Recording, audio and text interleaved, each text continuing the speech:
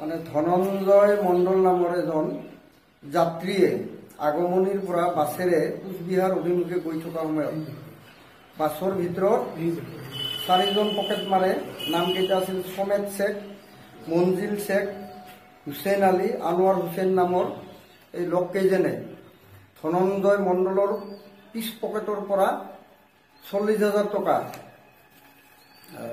লৈ মানে তেওঁৰ পৰা পকেট মাৰে। আৰু তাৰপিছত ঘটনাটো ছাগলীয়া আৰক্ষীক অৱগত কৰা ছাগলীয়া আৰক্ষীয়ে ছাগলীয়া আৰক্ষী, হালাপুৰা আৰক্ষী আৰু গোলগঞ্জ থানাৰ আৰক্ষীয়ে মিলি উক্ত লোককেইজনক কাৰায়ত্ব কৰোঁ আৰু তেওঁলোকৰ মানে কবলৰ পৰা 38,000 টকা আমি উদ্ধাৰ কৰোঁ আৰু তেওঁলোকৰ বিৰুদ্ধে এটি গোচৰ ৰুজু কৰা হৈছে। গোচৰটোৰ নম্বৰ হ'ল 15/2021 আণ্ডাৰ ছেকশ্যন 379/34 IPC আৰু তেওঁলোকক আজি আদালতত প্ৰেৰণ কৰিম।